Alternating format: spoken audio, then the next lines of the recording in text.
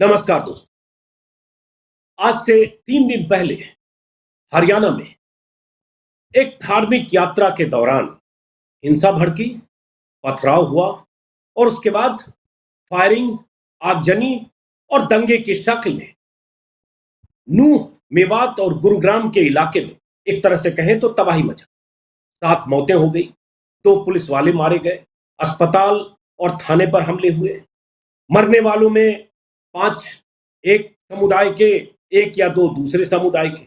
लेकिन जो कुछ हुआ उसका असर यह हुआ कि हरियाणा के 4 जिलों में उस दंगे का या धार्मिक उन्माद का असर हुआ और अब भी कहा जा रहा है कुछ जगह तनाव की स्थितियां हैं। पुलिस ने कोशिश तो की स्थितियों को नियंत्रण करने की, लेकिन पुलिस पर भी कई आरोप हैं सरकार पर कि सरकार ने पहले से अगर मुस्तैदी दिखाई होती, पहले से पुलिस के मुकम्मल इंतजाम होते तो शायद स्थिति इतनी खराब नहीं। ये भी कहा गया केंद्रीय मंत्री की तरफ से, जो गुरुग्राम के सांसद हैं राव इंद्रजीत सिंह, कि धार्मिक यात्रा में जो लोग निकले थे, ब्रजमंडल यात्रा जो शिव मंदिर से निकली थी यात्रा, उसमें लोगों के पास हथियार क्यों थे, हथियार लेकर क्यों गए। ये भी कहा गया कि अगर यात्रा में हजारों लोग थे, 2000, 3000, 4000 लोग, तो आसपास की पहाड़ियों से फायरिंग करने वाले लोग कौन थे और क्यों फायरिंग की गई। मतलब दोनों पक्ष पर सवाल हैं, दोनों पक्ष पर आरोप हैं और इस बवाल में कुछ मौतें हैं और कुछ कहानियां, तस्वीरें और पुलिस की नाकामियां हैं। हमारे साथ हैं योगेंद्र यादव, सामाजिक कार्यकर्ता हैं, भारत जोड़ो अभियान से जुड़े रहे हैं, स्वराज पार्टी के संस्थापक हैं और सबसे पहचान ये है कि ऐसे तमाम मौकों पर जाते हैं, जमीनी स्थिति को समझने की कोशिश करते हैं। आज भी योगेंद्र यादव उस इलाके में गए जहां दंगा हुआ, जहां मकान, दुकान या ऐसी चीजें फूकी गई। कुछ तस्वीरें स्क्रीन पर आप देख पा रहे हैं, योगेंद्र यादव के ट्विटर हैंडल पर है। तो जब मुझे लगा कि योगेंद्र जी ने वहां की स्थितियों को समझा है, तो हम सब लोग जानना समझना चाहते हैं कि आखिर क्या ऐसी वजह हुई जिससे ये दंगे भड़के। मेवात को लेकर कहा जाता है, हरियाणा के सभी दलों के नेता कह रहे हैं परसों से कि मेवात में 75 सालों में कभी ऐसा दंगा नहीं हुआ। वो इलाका जो शांति के लिए जाना जाता है, वो इलाका जिसका आजादी के आंदोलन में इतिहास है, वो इलाका जो बंटवारे के वक्त भी दंगे की आग में नहीं झुलसा, उस इलाके में ऐसा क्यों हुआ, क्या हुआ कि दंगे फैले। और आज चौथे दिन भी ये नहीं कहा जा सकता है कि स्थितियां पूरी तरह से नियंत्रण में। समझने की कोशिश करेंगे, सवाल दर सवाल के बीच कुछ गोरक्षकों की भी बात होगी, मोनू मानेसर जैसे गोरक्षा के नाम पर गिरोह चलाने वालों की भी बात होगी और सरकार और सिस्टम की नाकामियों की भी बात होगी। लेकिन सबसे पहला सवाल योगेंद्र यादव जी, आपने क्या देखा, चूंकि आप गए दंगा पीड़ित इलाकों में, क्या देखा, क्या समझा, क्यों हुआ दंगा, ये आपसे पहले हम समझना चाहते अजीत भाई, ये मेरा अपना इलाका है। मैं रेवाड़ी से हूँ और उससे बिल्कुल सटा हुआ मेवात का इलाका है। 2001 में पहली बार जयप्रकाश नारायण की जन्मशती के वक्त एक यात्रा करते हुए वहां हम गए थे और पिछले 22 साल से उस इलाके में मैं अनगिनत बार गया हूँ। एक तरह का जैसे अपने इलाके से रिश्ता है, उसी तरह से मेवात से एक रिश्ता है। इसलिए जाहिर है, जैसे ही खबर मिली कि मेवात में ये सब हो रहा है, तो अगले ही दिन, दरअसल परसों, जो कि दंगों का के बाद का दूसरा दिन था, 24 घंटे के अंदर-अंदर मैं वहाँ गया। नूह, जहाँ के सबसे ज़्यादा हिंसा हुई है, वहाँ गया। वहाँ सभी साइट्स को देखा, मंदिर पे गया, पीड़ित लोगों से बात की, दूसरे लोगों से बात की और एक और जगह जहाँ हिंसा हुई, बड़कली, जो कि नगीना गाँव के एकदम साथ है, बड़कली चौक बोला जाता है। वहाँ पे भी हिंसा हुई थी, वहाँ भी गया, वहाँ के सरपंच, वहाँ के पीड़ित परिवारों से सबसे बात की और आते हुए डीसी और एसपी दोनों से मिल के आया। उसके आधार पे जो मेरी समझ है, और पिछले 48 घंटे में बहुत और नई एविडेंस भी आई, जो उस वक़्त मेरे संज्ञान में नहीं थी। उस सब को देखते हुए मुझे लगता है कि शुरुआत हमें 2 बातों से करनी चाहिए। जो कुछ हुआ, वो हुआ नहीं, करवाया गया। ये कोई दुर्योग, संयोग, अचानक हुई घटना, कभी भी ऐसा कुछ हो जाता है, वैसी नहीं थी। ये घटना ऐसी थी जिसकी प्रायोजित थी घटना कई मायने। और दूसरा जो नहीं, वो ये कि समुदायों का आपस में झगड़ा लड़ाई नहीं थी। किसी भी जगह वो नहीं हुआ जो कि पूर्वोत्तर दिल्ली में हुआ, जहाँ गली-गली के लोग एक-दूसरे के खिलाफ लड़ रहे हैं, पड़ोसी-पड़ोसी एक-दूसरे के खिलाफ लड़ रहे हैं, हिंदू-मुसलमान की खुल्लम-खुल्ला समुदायों का झगड़ा हो रहा है, वैसा नहीं। जो हुआ वो ये कि एक तरफ हिंदू यात्री के नाम जो सामान्य लोगों के साथ हुड़दंगी शामिल हो गए थे, वो एक तरफ थे हुड़दंगी, और दूसरी तरफ मेवात की इज्जत के नाम पे कुछ स्थानीय गुंडे, कुछ असामाजिक तत्व, वो इन दोनों में टकराव हुआ। मोहल्लों में, गाँव में कोई हिंदू-मुस्लिम का टकराव नहीं हुआ, और दरअसल बड़कली चौक जहाँ पे हिंसा शुरू हुई थी और बहुत भयानक स्वरूप ले सकती थी, वहाँ उस हिंसा को अगर बचाया तो नगीना गाँव के हिंदू मुसलमान दोनों इकट्ठे होके आए। उन्होंने पुलिस को बचाया, उन्होंने दंगाइयों को भगाया, उन्होंने इस दंगे को रोका। तो ये 2 बात हमें शुरू में रजिस्टर करनी चाहिए। हुआ नहीं, करवाया गया, समुदायों का झगड़ा नहीं था, ये कुछ निहित स्वार्थों का झगड़ा था, जिसको ये बनाया गया। ये इलाका जो मेवात का एक बात और, ये मेवात दरअसल एक सांस्कृतिक इलाका है, जो हरियाणा में भी है, राजस्थान में भी है, और उसका छोटा-सा टुकड़ा उत्तर प्रदेश में मथुरा की तरफ भी है, ब्रज के इलाके में भी। इस इलाके में मुसलमान बहुत बड़ी तादाद में हैं। जो हरियाणा का जिला, जिसे पहले मेवात कहते थे, अब उस जिले का नाम नूंह हो गया है। नूंह उसका हेडक्वार्टर भी है। वहाँ की 80% आबादी लगभग मुस्लिम है, मुस्लिम वहाँ मेजॉरिटी में है, और इसी के चलते पिछले कई साल से संघ परिवार अलग-अलग संगठनों की तरफ से, कभी बजरंग दल की तरफ से, कभी किसी की तरफ से, कुछ ना कुछ प्रयास होता रहा है कि यहाँ कुछ करवा दो। याद रखिए, लिंचिंग की जो बड़ी-बड़ी घटनाएँ देश में जिनका ज़िक्र हुआ, चाहे पहलू खान हो, चाहे अकबर हो, चाहे जुनैद हों, ये सब इसी इलाके के लोग। तो बार-बार ये जो अभी हत्या की घटना कुछ समय पहले, अ, ज उस जुनैद और एक और 2 लोगों की जो हत्या की घटना हुई, वो भी इसी इलाके की। नासिर और जुनैद। जी, बिल्कुल। पिछले कुछ वर्षों से बार-बार कोशिश की जा रही है कि किसी तरह से मेवात में आग लगाई जाए। मेवात में एक चिंगारी अगर मिल जाए तो उस चिंगारी को लेके फिर पूरा एनसीआर के अंदर आग लगाई जा सकती है। तो मुहावरे में कहूँ तो मेवात में मुजफ्फरनगर जैसा कुछ कांड करने की कोशिश की इच्छा हमेशा रही है, ताकि उससे जो राजनीति को बचाया जा सके, यानी कि रूलिंग पार्टी की राजनीति को बचाया जा सके। किसान आंदोलन से जो इस पार्टी की साख को धक्का लगा है, उसको बचाया जा सके। मैं समझता हूँ कि कुल मिला के परिदृश्य है।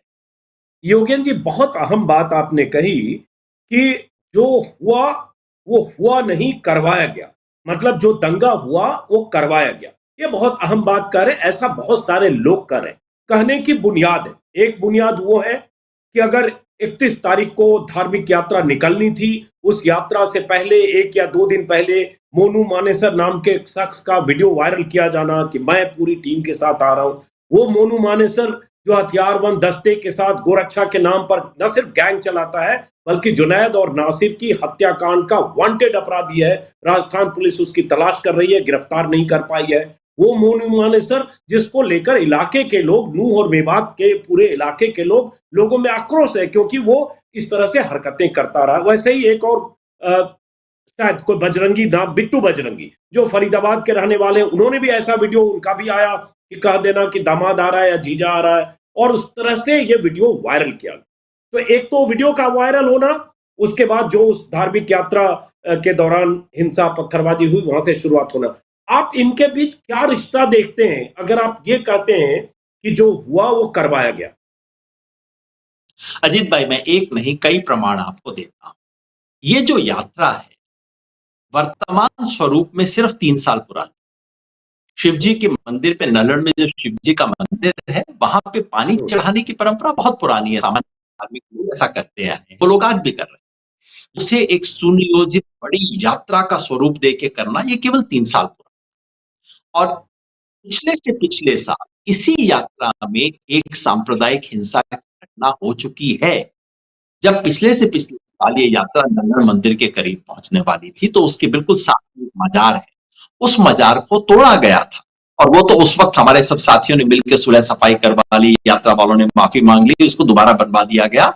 तो पहली बात ये कि पुलिस प्रशासन, सरकार को पता था कि इस यात्रा में पहले हो चुकी है। नंबर 2, आपने ठीक बताया, मोनू मानेसर का वीडियो था, बिट्टू बजरंगी का वीडियो था, दोनों वीडियो बिल्कुल खुल के भड़काने वाली बात कर रहे हैं। और बिट्टू बजरंगी का जो वीडियो है उसमें ये सब बात तो है ही, पीछे से आप म्यूजिक भी सुन रहे होंगे। म्यूजिक है कि गोलियां चलेंगी, बाप तो बाप है आएगा, गोलियां चलेंगी, ये सब वीडियो में चल रहा था। तीसरी बात, ये सिर्फ वीडियो नहीं चल, 5 दिन पहले से शुरू हो गए थे। 27 तारीख को नुहू में पीस कमेटी की एक मीटिंग हुई, हमारे साथी गए, उसमें ये वीडियो दिखाए गए और बताया गया प्रशासन को, अगर उनको नहीं पता था मान लीजिए, तो पुलिस प्रशासन वीडियो दिखाया गया। हमारे साथी रमजान चौधरी गए थे उस मीटिंग में, उन्होंने दिखाया, कहा देखो ये हादसा हो रहा, इधर से वीडियो आ रहा है और इधर से भी कुछ मेव लड़कों ने एक जवाबी वीडियो बना के डाला था। बताया गया कि देखिए जवाबी वीडियो भी चल रहे हैं, स्थिति बहुत तनावपूर्ण है, इसको जरा ध्यान से हैंडल कीजिए, बहुत गड़बड़ हो सकती है, आशंका है। तो ये बात सरकार को 27 तारीख को पता थी। चौथी चीज, अब तो टीवी चैनलों के उसके अंदर आ गया, इंडिया टुडे और उसमें, कि सरकार का गुप्तचर तंत्र सर की सूचना बार बार इसमें हिंसा की आशंका। इस सब के बावजूद अनुमति दी जाती है। अब जो श्रद्धालु है उनको की अनुमति दी जाए, महिलाएं आती हैं पानी चढ़ाने, स्वाभाविक है वो तो करेंगी, लेकिन वही नहीं, उनके साथ 100-150 वाहन आने की परमिशन दी जाती है।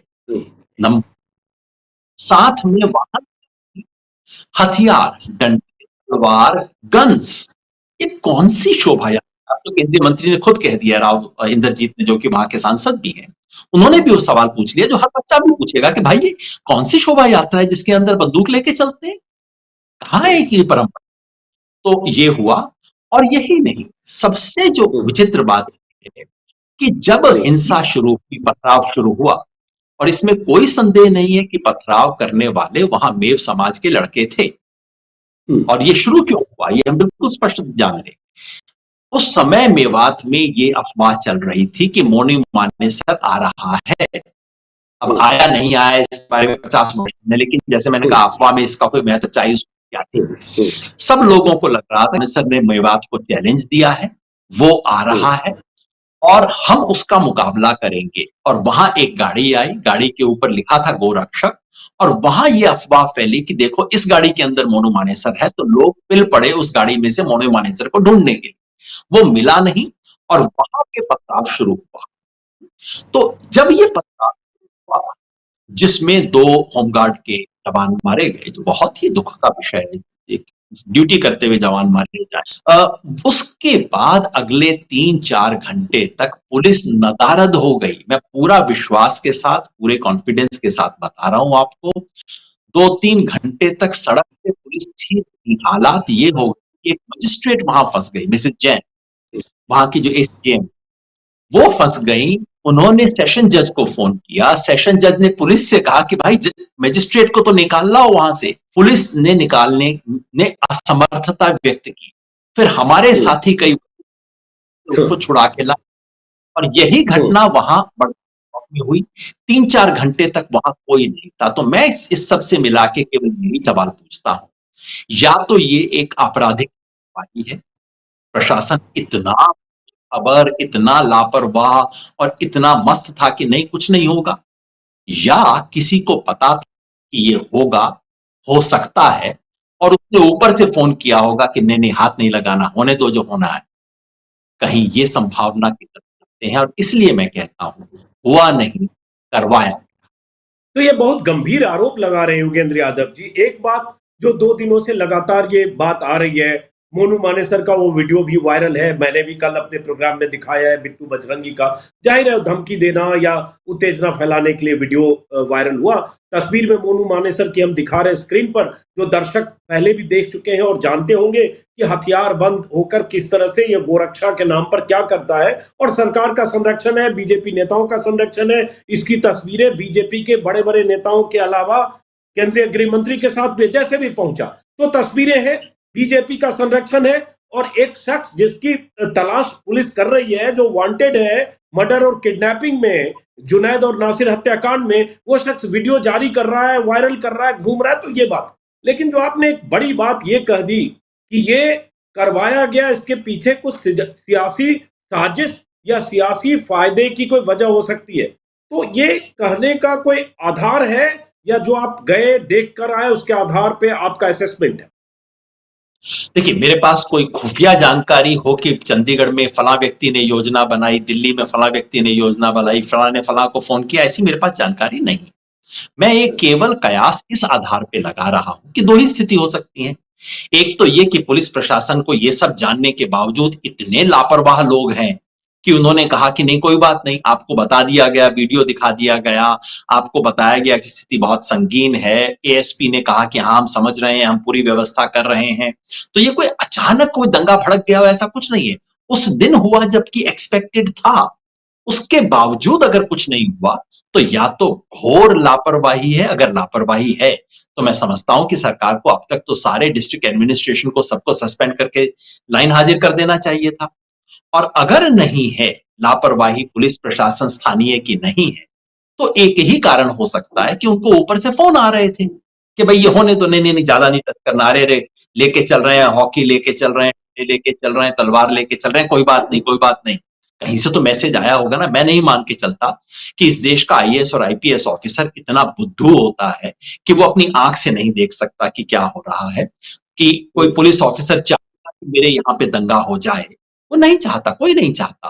फोन ऊपर से आते हैं। इसलिए मैं एक बात लगा रहा हूं, इसको आप कयास कह लीजिए, इसको आप इंटरप्रिटेशन कह लीजिए, इसको आप आरोप कह लीजिए, कुछ भी कह लीजिए, ये मामला इतना साधारण नहीं है। और ये सवाल केवल मैं नहीं पूछ रहा, ये सवाल अब हरियाणा के उप मुख्यमंत्री पूछ रहे हैं कि भाई जिस इलाके में 75 साल से कुछ नहीं हुआ, जब 1992 में बाबरी मस्जिद के टूटने के बाद देश भर में दंगे हुए, मेवात में नहीं हुए, जिस इलाके नहीं हुआ वहां क्यों हुआ, ये सवाल तो अब हरियाणा का उप मुख्यमंत्री पूछ रहे हैं, बीजेपी के लोग पूछ रहे हैं, जी, राव वही मैं इंद्रजीत कहने पूछ जा रहा हूं कि ये सवाल दुष्यंत चौटाला पूछ रहे हैं कि वहां ऐसी स्थिति क्यों आई। दुष्यंत चौटाला और राव इंद्रजीत सिंह के दो बयान बहुत अहम हैं, कल मैंने उसका जिक्र किया था। राव इंद्रजीत सिंह जो गुरुग्राम के सांसद हैं, केंद्र में मंत्री हैं, उनका कहना कि धार्मिक यात्रा में हथियार लेकर लोग क्यों गए, ऐसी कोई यात्रा होती है क्या? और दूसरा, दुष्यंत चौटाला का ये कहना कि वहां जो भीड़ जुटाई गई उसकी जानकारी स्थानीय प्रशासन को नहीं थी और जो क्राउड मैनेजमेंट है वो बहुत पुअर था। अब एक बात कि कई जिलों से लोग जुटाए गए, कई जिलों से लोग आए, कहा जा रहा 3-4 हजार लोग आए। बिट्टू बजरंगी फरीदाबाद या कहीं से पहुंचा, कोई और कहीं से पहुंचा, और गाड़ियों का काफिला। एक चीज बीच में सिर्फ बोल दूं, योगेन जी ने वहां की स्थिति के बारे में बताया। 2 दिन से मीडिया का नैरेटिव कुछ ऐसा है, बड़े चैनल्स, बड़े एंकर्स, कि जो हुआ उसके लिए एक समुदाय जिम्मेदार है, एक समुदाय ही दंगाई है, दूसरा पक्ष सिर्फ पीड़ित है। तो आज एक वीडियो वायरल है उसी मंदिर परिसर का, जिसमें कुछ हथियारबंद लोग पहाड़ियों की तरफ से फायरिंग कर रहे हैं। यकीनन फायरिंग पहाड़ी की तरफ से आ रही होगी, ऐसा हुआ, ऐसा पुलिस की एफआईआर भी मैंने देखा। लेकिन फायरिंग वहां परिसर से, आसपास से भी हो रही है, और उसी का जिक्र कर रहे हैं केंद्रीय मंत्री। तो इसका मतलब प्रोवोकेशन की भी स्थिति थी। लेकिन क्या ये प्रोवोक हो गए तो जिम्मेदारी दूसरे पक्ष की तो बनती है, योगेन जी। बिल्कुल बनती है अजीत भाई, इसमें कोई संदेह नहीं है। मैंने बिल्कुल स्पष्ट रूप से कहा है कि इस देश में आप जलाभिषेक यात्रा करें, आपका अधिकार है, तलवार डंडे लेके चलना आपका अधिकार नहीं है। इसी तरह से अगर लोग भड़क गए, गुस्सा थे, मेवात के लोगों का गुस्सा मैं समझ सकता हूं, लेकिन पत्थर चलाने का आपको अधिकार नहीं। और पत्थर चला के हमला करना, गोलियां चली, इसमें कोई संदेह नहीं है। मैं अपने को, आपको और मुझे किसी चीज पे लिपापोती नहीं करनी है। जो वहां पे हिंसा हुई उसमें उस वक्त मेवाती समाज के, जो कि मुसलमान हैं, उस समाज के तमाम लड़के थे। अंतर केवल ये था कि वीडियो में जो हुड़दंगी थे ये थे, वीडियो बना रहे हैं। और ये पुलिस को पता ना लगने की बात आप ना कहिए, क्योंकि ये तो ये बजरंगी जो है, बिट्टू बजरंगी, ये वीडियो बना के बता रहे हैं कि हम अब इस चौक पे आ गए हैं। ये मत कहना कि बिना बताए आ गए, 150 गाड़ियां हमारे साथ आ रही हैं। मतलब बुद्धू तो नहीं है, तो इतना तो होगा कि क्या हो रहा है।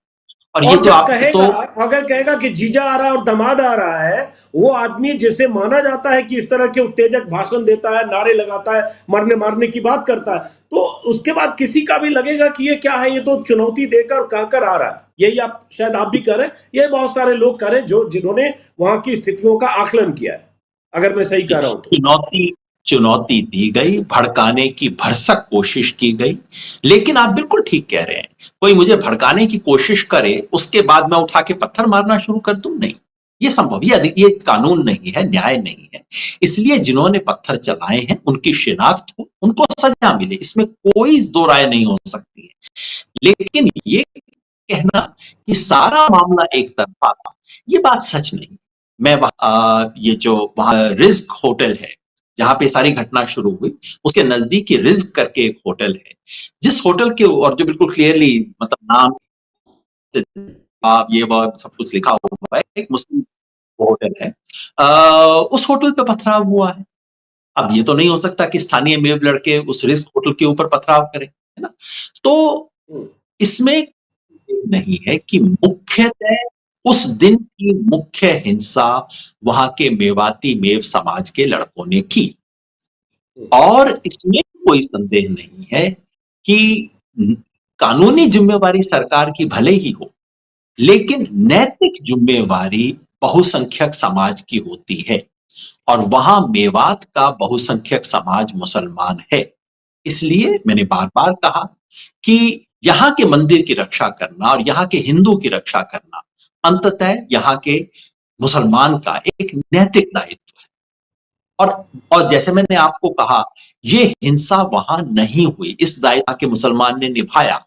लेकिन जो बाहर से हुड़दंगी आए, इस यात्रा में छोटी संख्या में महिलाएं थी जो कि अपना तीर्थ यात्रा के लिए आ रही थी, अपनी उस जलाभिषेक यात्रा के लिए, लेकिन इसमें बहुत हुड़दंगी घुस गए थे जिन्होंने सब कुछ किया, और मामला उन हुड़दंगियों की वजह से हुआ, स्थानीय जनता की वजह से नहीं हुआ। लेकिन जिसने भी किया उसको जरूर सजा मिलनी चाहिए, शिनाख्त कीजिए, सजा दीजिए। मैंने जाके एसपी से एग्जैक्टली यही कहा कि बिल्कुल आप शिनाख्त कीजिए, और खासतौर पे दो लोग जो ड्यूटी कर रहे थे होमगार्ड वाले, बेचारे वो तो ना इधर के ना उधर के, उनकी मृत्यु होना तो बहुत शर्म की बात है, और ऐसे अपराधियों को सजा मिलनी ही चाहिए। मगर ये नैरेटिव न बनाएं कि ये सब अचानक मुसलमानों ने इकट्ठा होकर कुछ हमला बोल दिया। कल कोई बीजेपी वाला कह रहा था हमेशा हिंदुओं पे हमला होता है, बिल्कुल बकवास और झूठ बातें। अभी भी इस इलाके में एक और परिक्रमा गुजर रही है, मैं आपको बताना चाहता हूं। ये एक कोसी परिक्रमा होती है मथुरा के इर्द गिर्द, ब्रज कोसी परिक्रमा। वो परिक्रमा पिछले 15 दिन से निकल रही है, मेवात से गुजर रही है, और वहां मेवात का मुसलमान उस परिक्रमा के यात्रियों का स्वागत कर रहा है, उनको रहने की जगह दे रहा है। उसकी सब वीडियो वगैरह आज मैंने डाली है। तो ये यहाँ कोई हिंदू यात्रा नहीं कर सकता, हिंदुओं के लिए सब कुछ बंद है, सब झूठ है। ये जानबूझकर पर्टिकुलर यात्रा में किसी न किसी का ये षड्यंत्र था कि इतना भड़काओ, इतना भड़काओ, इतना भड़काओ कि कुछ ना कुछ तो हो। तो इसलिए देखना होगा, केवल एक बात हम नहीं। बहुत अहम बात आप कह रहे हैं योगेंद्र जी, और यही बात बार बार हो रही है कि देश में ऐसा तनाव का माहौल अलग अलग इलाकों में क्यों बनाया जा रहा है, बनाने के पीछे मंशा क्या है। अगर कोई समझदारी से देखेगा तो मंशा समझ में आएगी। अभी एक घटना बरेली में हुई थी 31 तारीख को या 30 तारीख को, शायद 30 जुलाई को, जब बरेली में कावड़ियों का एक जत्था उस भीड़ में, जो डीजे भी था, उस भीड़ में असलहे के साथ भी लोग थे, कोई नशे में भी थे, किसी उस इलाके से गुजरना चाहते थे जो उनका निर्धारित रूट नहीं था, जो मुस्लिम बस्ती थी, उनके इरादे ठीक नहीं थे। एसएसपी ने रोका, लाठीचार्ज किया, और एसएसपी ने ऑन रिकॉर्ड कहा, आज भी मैंने वीडियो बनाया, जो दर्शक देखना चाहे देख सकते हैं, ऑन रिकॉर्ड कहा कि उनकी मंशा ठीक नहीं थी, उसमें उत्पाती और लोग थे। लेकिन नतीजा क्या हुआ, एसएसपी का 4 घंटे के भीतर तबादला हो गया। अगर एसएसपी ने नहीं रोका होता तो हो सकता है वहां हिंसा होती, और उसके बाद यूपी के 10-20 जिलों में और हरियाणा में और देश के किसी हिस्सों में उसका असर जाता, जो नैरेटिव लोग बनाना चाहते हैं। जैसे यहां जो नूह और मेवात में हुआ, उसका असर हम देख रहे हैं कि आज फांसी कोई जगह है शायद हरियाणा में, वहां प्रदर्शन हो रहा है, और वही मुसलमानों के खिलाफ वैसी तरह के नारे। हालांकि मैं धर्म का नाम नहीं लेना चाहता था, लेकिन अब वो दौर नहीं है, आप बच नहीं सकते। उसी तरह की नारेबाजियों की तस्वीरें अलग अलग जगहों से आई, प्रदर्शन और हिंसक नारे। अब बीच में कि इसका मतलब तो यह है ना कि आप चाहते हैं कि ऐसी तनावपूर्ण स्थिति सियासी फायदे के लिए बनी रहे और बनती रहे। तभी यह नतीजा है कि पुलिस की मुस्तैदी जो होनी चाहिए थी, जो कोई भी आशंका देख सकता है ऐसे तनाव में, उसको एसेस नहीं किया गया, या एसेस करके नजरअंदाज किया गया। दर्शक, ये सही बात होगी शायद। आपने जो उदाहरण दिया बरेली वाला, बात आइए के अंदर अगर वो एसपी एक्शन न लेता और वहां दंगे हो जाते, वहां जाते, भड़काते, फिर वहां से कोई पथराव दूसरी तरफ से हो जाता, कुछ झगड़ा हो जाता, तो कहा जाता कि देखिए, देखिए मुसलमान है, जहां मुसलमान है वहां समस्या है। और अगर उस बेचारे ने अपनी ड्यूटी निभा दी, उसका ट्रांसफर कर दिया गया। तो ये भी तो हो सकता है ना कि जो मेवात में खड़े थे अफसर, उनको भी पता था कि हमारा भी ट्रांसफर हो सकता है अगर हमने करने इस सबको रोकने की कोशिश की तो। 3-4 घंटे तक क्यों अनुपस्थित था? सच ये है कि वहां बड़कली चौक पे तहसीलदार को बचाने का काम भीड़ ने, जनता ने किया, जो वहां गांव की जनता थी। पुलिस वाले छुपके बैठे हुए थे, थाने का ताला खोला वहां के गांव वाले लोगों ने, कहा भैया बाहर आ जाओ, डरने की जरूरत नहीं है। ये स्थिति क्यों पैदा, क्यों नहीं इसको एंटीसिपेट किया गया? मैं नहीं मान के चलता कि पुलिस वाले निकम्मे थे, जानते नहीं थे। मैं समझता हूं उन सबको पता था कि इसका ट्रांसफर हो सकता है, क्या करेंगे तो ट्रांसफर हो सकता है। नहीं तो आप ही बताइए, जो व्यक्ति भगौड़ा है कानून की दृष्टि में, जो व्यक्ति बिल्कुल पेटी क्राइम के, टुच्चे क्राइम के लिए जाने वाले व्यक्ति अब देश के हीरो बन रहे हैं, हर कोई मोनू मानेसर बन रहा है। मानेसर मेरे इलाके का एक बहुत सुंदर सा गांव है, बहुत बड़ा गांव अब बन गया है। तो उस मोनू मानेसर को तो नेशनल हीरो बना दिया, अब सब दुनिया मानेसर को उसके नाम से जानेगी। मानेसर हमारा एसपीजी का हेडक्वार्टर है, उस नाम से नहीं जाना जाएगा, अब इस नाम से जाना जाएगा। तो ये जो बिल्कुल सड़क छाप गुंडों को राष्ट्रीय नेता, उन्हें हिंदू समाज का नेता बनाना, ये क्या हो रहा है? हिंदू समाज के साथ क्या क्या कर रहे हैं? सही बात कर रहे हैं योगेन जी। और एक बात जो मोनू मानेसर की तस्वीर मैं जानबूझकर अभी दिखा रहा हूं ताकि सनद रहे कि ये शख्स अगर हिंदू हृदय सम्राट एक इलाके में बन जाता है और इसके साथ दर्जनों या 50 लड़कों के जत्थे और दर्जनों गाड़ियां चलने लगती है। आज भी कुछ वीडियो वायरल हो रहा है जिसमें देख रहा हूं कि कई गाड़ियां चल रही है, उत्तेजक नारे लग रहे हैं और बाजे बज रहे हैं और उसके बाद भीड़ में जा रहा है। और तब जबकि ये हत्या के केस में आरोपी है, पुलिस तलाश कर रही है।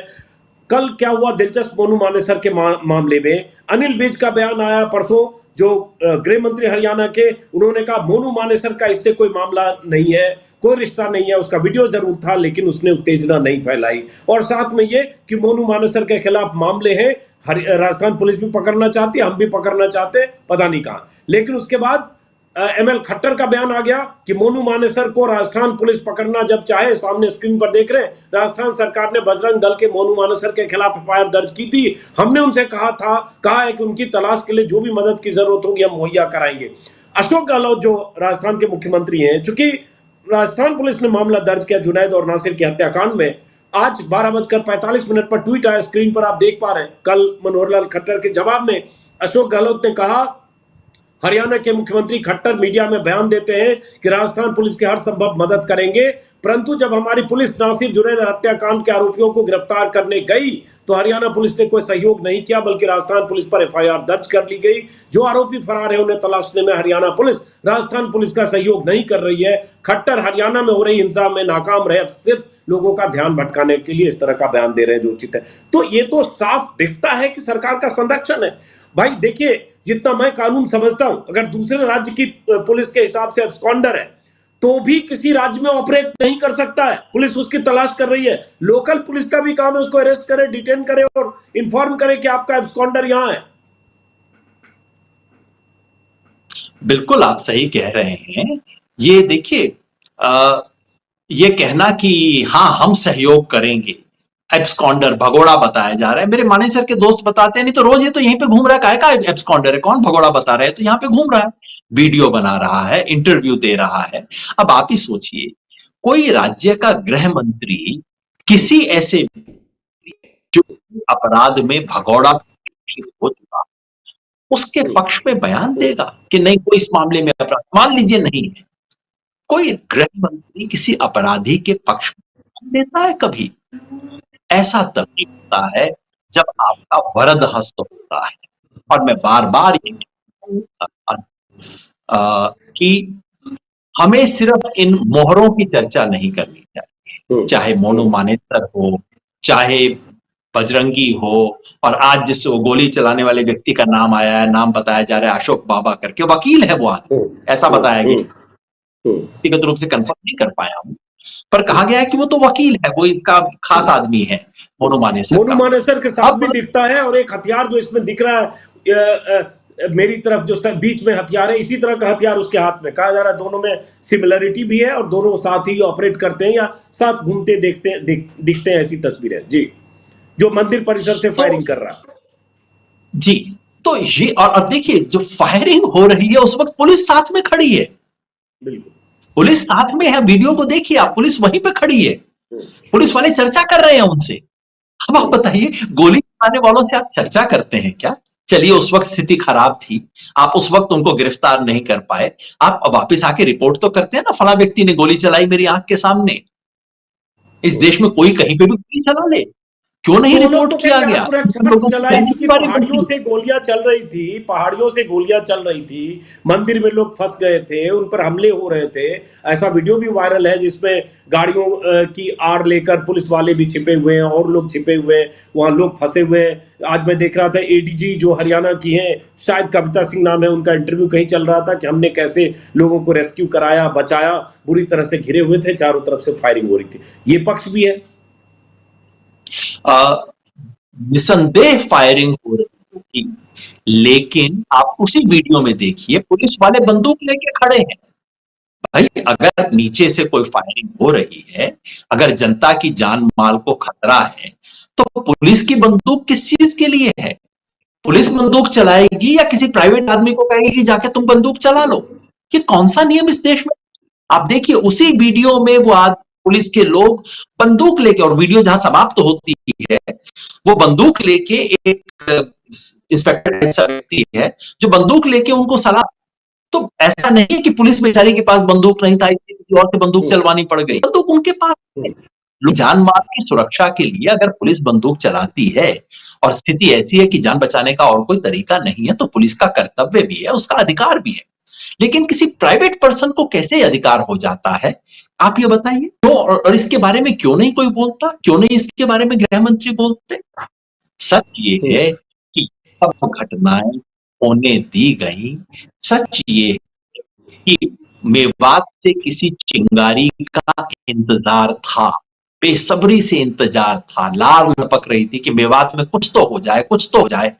एक बार नहीं हुआ, दो बार नहीं हुआ, तीन बार नहीं हुआ, कई घटनाएं हुई है मेवात में, बार बार नहीं हुआ, और बार बार लोग जा जाके वहां पे समझाते रहे। एक दो बार पंचायत के अंदर हाथ जोड़ के मैंने कहा, बदला लेना का नियम नहीं बनता। मैंने अपने पिताजी दादाजी का उदाहरण दिया, कहा बदला लेना धर्म नहीं है हमारा, छोड़ दो, भूल जाओ, आगे बढ़ो। बार बार मेवात में ऐसी घटनाएं हुई है, और इसलिए हमें सोचना चाहिए। देखिए अगर वो अचानक कहीं दो समुदायों का संघर्ष हो जाए, आपको पता ना लगे, तो समझा जा सकता है कि पुलिस क्या करती है, उसके बाद आके करती। लेकिन अगर पता हो, तारीख पता हो, जगह पता हो, कारण पता हो, कौन करेगा, उसका वीडियो आपके सामने हो, और फिर आप ना करें, तब तो सवाल उठेंगे, उठने चाहिए। सही बात कर रहे हैं। और मेवात का जिक्र इसलिए भी क्योंकि मेवात, फिर कह दूं कि मेवात में 75 सालों में जो नहीं हुआ वो अभी हुआ। और ये बात ऑन द रिकॉर्ड मोदी सरकार के मंत्री राव इंद्रजीत सिंह ने परसों कहा इंडियन एक्सप्रेस से बातचीत में, जो गुरुग्राम इलाके के सांसद हैं। बीजेपी सांसद अगर कह रहे हैं कि मेवात का इतिहास नहीं है, तो मेवात में ऐसा हुआ। बीजेपी के सांसद कह रहे हैं कि धार्मिक यात्रा में लोगों के पास हथियार क्यों था, कहां से आया, क्यों लेकर गए, ये सवाल बीजेपी के सांसद ने उठाए हैं। ये बहुत अहम है। और दूसरी बात जो योगेंद्र जी कह रहे हैं, मेवात चूंकि 80 से 90% मुसलमानों की आबादी है, और मेवात में अगर हिंसा होती है, उस हिंसा को आप देश भर में उस हिंसा को बेचते हैं, जो दरअसल सत्ताधारी दल की फितरत है, जो पुलवामा को भी बेचते हैं चुनाव में। तो उस हिंसा को बेचने की प्रक्रिया शुरू हो गई। हरियाणा के जिले जिले में, दिल्ली में प्रदर्शन, एक दिल्ली का वीडियो है जिसमें ऐसे ही मुसलमानों के सामूहिक बहिष्कार की अपीलें हो रही है। तो उस हिंसा को बेचने के लिए आपके लिए आसानी से उसको पैकेज कर सकते हैं कि ये देखो मेवात है जहां 90% 80% मुस्लिम है, मुसलमानों का गढ़ है, दरअसल ये भारत में गुरुग्राम के पास पाकिस्तान है। इसी तरह की थ्योरी मीडिया में गढ़ी जा रही है। अब क्लोजिंग रिमार्क योगेंद्र जी के से लेने से पहले मैं अपनी बात भी कह दूं, जो हम दोनों ने कहा कि चाहे हिंसा में शामिल, गोलीबारी में, हत्या में, आगजनी में, किसी तरह की हिंसा में शामिल जो लोग हैं उनके खिलाफ जो भी धाराएं मुकम्मल लगती हैं कार्रवाई हो, उन्हें सजा मिले। लेकिन सरकार की ड्यूटी है सिर्फ ये नहीं कि एक समुदाय को टारगेट करे। वो कहने के लिए वहां से बहुत वीडियो हैं जिसमें जो बजरंग दल के लोग हैं जिन्होंने साफा पहन रखा था, जिन्होंने भगवा धारण कर रखा था, उनके पास भी हथियार हैं, लाठी डंडे चला रहे थे, पत्थरबाजी कर रहे थे, ऐसे कई वीडियो। लेकिन एक पक्ष मीडिया का बड़ा तबका सिर्फ वो वीडियो वायरल कर रहा है जिससे लगे कि सिर्फ दंगाई मेवात के स्थानीय लोग मुस्लिम थे और जो पीड़ित थे वो हिंदू। एक छोटा सा वीडियो योगेंद्र जी मैं दिखाना चाहता हूं जो आज हिंदुस्तान टाइम्स हिंदू में, माफ करें, खबर छपी है बड़ी सी, जिसमें बताया गया कि अब बजरंग दल और उनके कार्यकर्ता किस ढंग से डर का माहौल बना रहे हैं। उससे झुग्गी झोपड़ियों में जो ऐसे गरीब लोग रहते हैं, जो घरों में अपार्टमेंट में काम करते हैं, चाहे हाउस हेल्प का काम करते हो, मजदूरी करते हो, बिहार से, बंगाल से, दूसरे जगहों से, वो डर से खाली कर रहे क्योंकि वहां ऐसे दस्ते जा रहे, खाली करा रहे। विस्तार से खबर छपी है। लेकिन एक वीडियो जो कल न्यूज लॉन्ड्री के एक रिपोर्टर के साथ जिस ढंग से बजरंग दल के लोगों ने किया, वो दिख रहा है कि अब वो कैसा डर का माहौल वहां बना रहे क्योंकि सत्ता का संरक्षण है। मैं प्ले करता हूं और उसके बाद एक आखिरी इस पर कमेंट दूंगा। क्या बोला तेरे को अभी? खाली कार तो बंद कर दे भाई, पब्लिक का। जा रहा हूँ ना मैं। कितनी देर लगेगी जाने में? जा रहा हूँ। तेरी पार्टी देख रहा हूँ, तेरी पार्टी देख रहा हूँ, यहाँ मारना बड़ा मालो तुम आए तो कर उसमें। अरे भाई दो भाई इसमें जा रहा हूँ। हिंदुओं को मुसलमान है, हिंदू मुसलमान है नाम दस तो भाई चल निकल निकल भाई। अभी बोल के गए थे ना आपको। फिर भी तू कर रहा है इंटरव्यू ले रहा है क्या? यही बहुत परेशान है, यही लोग हैं। ये लोग बहुत परेशान है भाई। हमें पता है, फिर वे परेशान ना हमारा, हमें पता सब कुछ। कहानी आपको पता क्या कहानी हो रही है, ठीक है? काटिए पर बस करना इसको कैमरे में। ठीक है, जा रहे हो सर, जा रहे हो। चलो डॉक्टर कैमरा बंद कर। ये वीडियो है, अनमोल प्रीतम इनका नाम है, न्यूज लॉन्ड्री के रिपोर्टर हैं। ये गए थे उन झुग्गी बस्तियों में जो लोग रहते हैं, गरीब लोग, वहां देखकर जब इन्हें लगा कि उन्हें डराया धमकाया जा रहा है, वहां से खाली कराया जा रहा है, तभी ये ऑटो पर कुछ बजरंग दल के, जाहिर है बजरंग दल के ही होंगे, मिले और किस तरह से नाम पूछा कि तुम हिंदू हो या मुसलमान हो, और रिपोर्टर ने अपना आई कार्ड दिखाया जिससे पता चले कि वो मुसलमान नहीं है। मुसलमान होता, उसका नाम जाकिर या तैयब होता तो पता नहीं क्या उसके साथ वो लोग वहीं क्या सलूक करते, अभी हम कल्पना भी नहीं कर सकते। लेकिन छोड़ दिया गया क्योंकि उसने दिखाया लेकिन कैमरा बंद करा। तो ये स्थिति, इसका मतलब बाद में अब स्थिति 2 दिन से ये बन रही है योगेंद्र जी, कैसे सैकड़ों लोग हो सकते घूम रहे होंगे आसपास के 3-4 जिलों में जिन्हें पता है कि हमारी सरकार है, खट्टर साहब है, अनिल विज साहब है, अब जो होगा हम इनको डरा धमका के भगाएं और वैसे इंतजाम करें। वही खबरें आ रही है, 200, 600 लोग बस्तियां, जो झुग्गी बस्तियां होती है, जो दिहाड़ी मजदूर के डर से खाली कर रहे हैं। अगर आज भी इसको रोकना है, अगर सरकार की नीयत साफ है तो 4 कदम उठाने चाहिए। नंबर 1, मेवात में तो इस वक्त शांति है, मगर मेवात का नाम लेके बाहर जो हुड़दंगई हो रही है, जो हिंसा हो रही है, उसको तत्काल सख्ती से रोका जाए। नंबर 2, मेवात की हिंसा में, पथराव में लोगों की जहां जान गई है, उसमें जिनका भी नाम है, जिनके बारे में भी रिपोर्ट है, शिनाख्त की जाए, उनको गिरफ्तार किया जाए, मुकदमा किया जाए, सजा मिले। लेकिन बेगुनाहों की यों ही अफरा तफरी में पकड़ना, धरपकड़, उससे फायदा नहीं होगा, उससे नुकसान होगा। तीसरी बात कि ये जिन लोगों ने वीडियो बनाए, जिन लोगों ने प्रोवोक किया, जिनके बारे में क्लियर एविडेंस इस वक्त है, उनको भी गिरफ्तार किया जाए, उनको भी सजा मिले, क्योंकि सुप्रीम कोर्ट ने बिल्कुल स्पष्ट रूप से कहा है कि इनको सजा मिलनी चाहिए। और चौथी बात, इस पूरे प्रकरण में पुलिस, प्रशासन, सरकार, रूलिंग पार्टी, इन सब की जो भूमिका है उसकी जांच की जाए। अगर सरकार की नीयत सही है तो। लेकिन अगर सरकार की नीयत सही नहीं है, तब भी हमारी जिम्मेवारी फिर भी खत्म नहीं होती। समाज को तो जिम्मेवारी निभानी होगी। मेवात के अंदर मंदिरों की रक्षा करना, वहां के हिंदुओं की रक्षा करना मुस्लिम समाज की नैतिक जिम्मेवारी है, और मेवात के बाहर मेवों की या मुसलमानों की रक्षा करना बहुसंख्यक हिंदू समाज की जिम्मेवारी है। अगर ये मानेंगे तभी मेवात की परंपरा बचेगी, तभी ये देश बचेगा। बहुत अहम बात आपने कही और बहुत जरूरी बात योगेंद्र यादव जी, लेकिन उम्मीद है कि स्थितियां बेहतर हो। लेकिन नाउमीदी कई बार होती है जब सत्ता का संरक्षण ऐसे लोगों को मिलता है। क्योंकि ये जो 4 पॉइंट है उसमें बहुत अहम है कि मोनू मानेसर और बिट्टू बजरंगी की गिरफ्तारी सबसे पहले हो, क्योंकि एक ट्वीट पर अगर मोहम्मद जुबैर नाम के फैक्ट चेकर की गिरफ्तारी हो जाती है या किसी पत्रकार की गिरफ्तारी हो जाती है नॉर्थ ईस्ट में और कहीं भी, और एक आदमी जो कह रहा है जीजा आ रहा है और जगह बता रहा हूं, तुम कहते हो कि ये मत कहना बिना बताए आया, और उस वीडियो के वायरल होने के बाद वहां आक्रोश होता है, उसको एक्नॉलेज अगर केंद्रीय मंत्री खुद करते हैं, कोई वीडियो ने उत्तेजना फैलाई तो उनकी भी गिरफ्तारी होनी चाहिए। लेकिन क्या ये होगी?